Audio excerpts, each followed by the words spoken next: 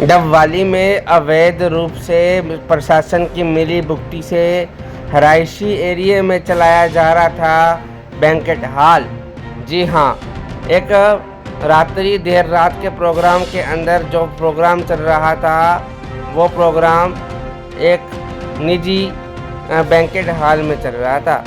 जो निजी banquet hall है वो डबवाली के जो अपने आप को समाज सेवी कहलाते हैं और भावी एमएलए के नाम से जान पहचान है, उनका नाम राकेश शर्मा है, जो इस बैंकेट हॉल को चला रहे हैं। और लगातार उनसे बातचीत करने की कोशिश की तो बड़ा हादसा टला। तो इसके ऊपर क्या कह दिया, कहा कि शहर में और भी धर्मशालाएं जैसे कि पंजाबी धर्मशाला का उदाहरण देते हुए कहा, वैष्णो माता मंदिर का उदाहरण देते हुए कहा, अग्रवाल सभा का उदाहरण देते हुए कहा और कई निजी पैलेसों का नाम भी लेते हुए कहा।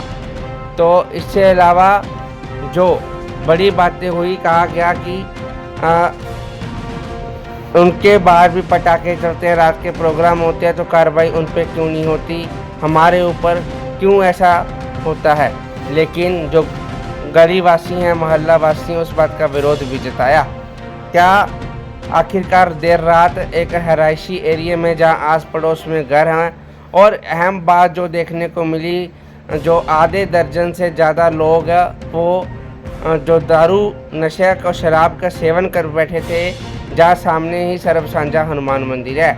एक तरफा तो जो मोहल्ला वासी हैं वो भी कहा जाते थे कि नुक्कड़ पे ठेके को साइड में करवाया जाए, तो दूसरी ओर वहीं एक बैंकेट हॉल में जो आधा दर्जन से ज़्यादा लोग जो शराब का सेवन कर बैठे थे, वह लोगों के घर के आगे भी बैठ रहे थे।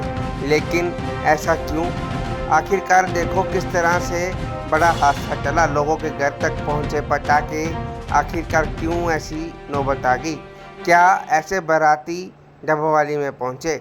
डबवाली में पहुंचकर ऐसा हुड़दंगबाज किया कि लोगों मोहल्ले वासियों को ये शादी याद हो गई।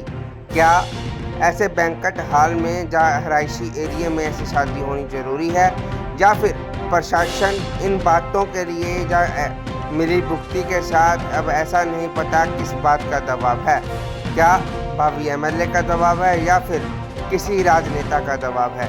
लेकिन ऐसा दबाव जो मोहल्ले में आस पड़ोस में घर बसते हैं उनको बड़ा नुकसान देने का जो एक मकसद किया जा रहा है, क्या फिर इससे अलावा क्या सोच सकते हैं?